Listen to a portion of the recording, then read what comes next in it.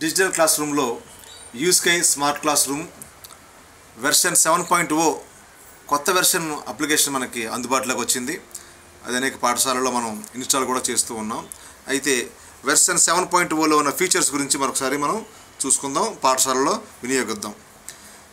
Install చేసిన తర్వాత యూస్కై smart class room ఐకాన్ని మనం డబుల్ క్లిక్ చేసినప్పుడు ఇటువంటి యూజర్ లాగిన్ మనకి యథావిధిగా వస్తూ ఉంది. అందులో ట్రెజరీ ఐడి ఎంటర్ చేసి మన పాస్వర్డ్ ఎంటర్ చేసి లాగిన్ అయినప్పుడు మరలా అన్ని తరగతులు మనకి కనిపిస్తూ ఉంటాయి. తరగతుల్లో ఉదాహరణకి 6వ తరగతి మనం క్లిక్ చేసినప్పుడు అందులో ఉన్న సబ్జెక్ట్స్ కూడా మనకు కనిపిస్తూ ఉన్నాయి. అయితే ఇప్పుడు సైన్స్ మనం క్లిక్ చేద్దాం. ఈ సైన్స్లోని 16 చాప్టర్లు ఉన్నాయి.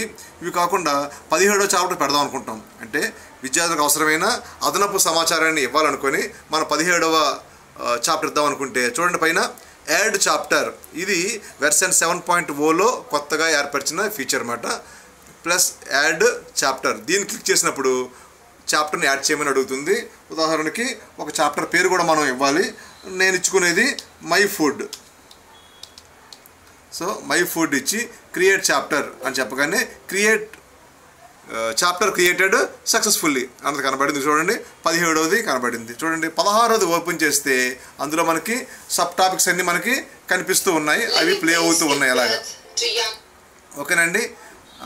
అది మనం బ్యాక్ వెళ్ళి 17వ చాప్టర్ మీరు క్రియేట్ చేసిన చాప్టర్ కాబట్టి దాన్ని ఇప్పుడు ఓపెన్ చేస్తే ఎలా ఉందండి?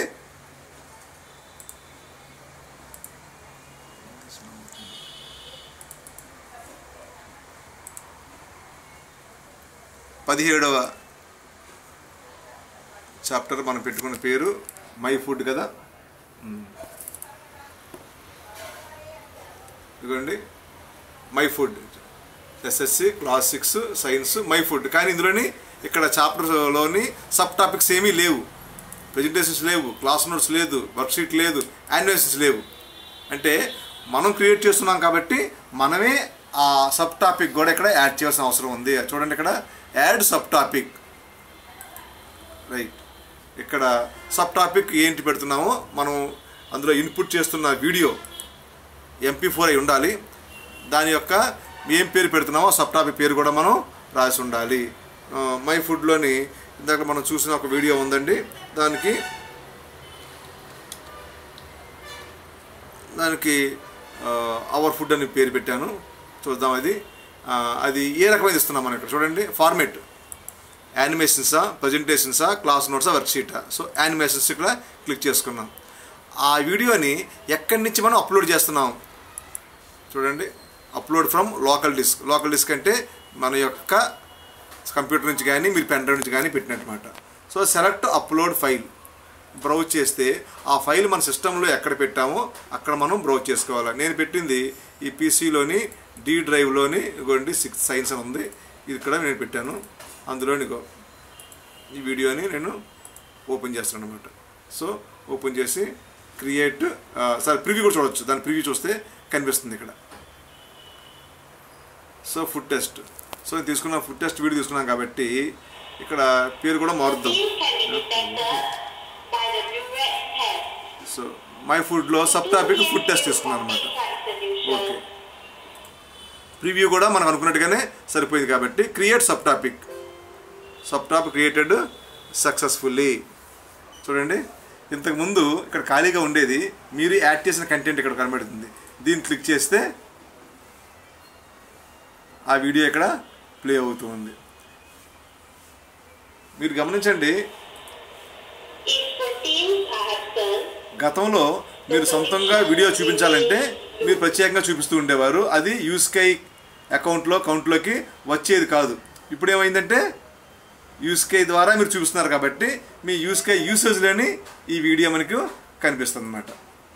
అలాగనే ప్రజెంటేషన్స్, క్లాస్ నోట్స్, వర్క్షీట్స్ ఇవన్నీ కూడా మీరు చక్కగా ఇందులోని యాడ్ చేసుకోవచ్చు. మీ సబ్జెక్ట్ మీరే చూసుకోవచ్చు.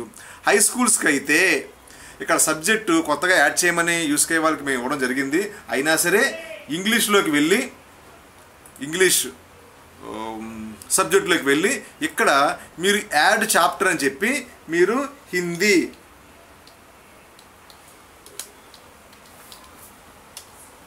క్లాస్ 6 అని మీరు ఒక చాప్టర్ని క్రియేట్ చేసుకోండి.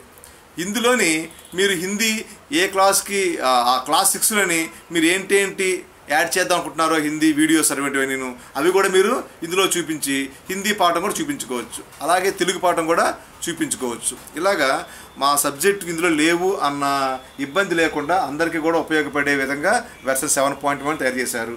ఒకవేళ మీరు ఇన్పుట్ చేసిన వీడియో కానీ మీరు ఇన్పుట్ చేసిన ఆ చాప్టర్ కానీ డిలీట్ చేయాలనుకుంటే రైట్ క్లిక్ అక్కడే చేస్తే చూడండి డిలీట్ చాప్టర్ అని కనిపిస్తుంది.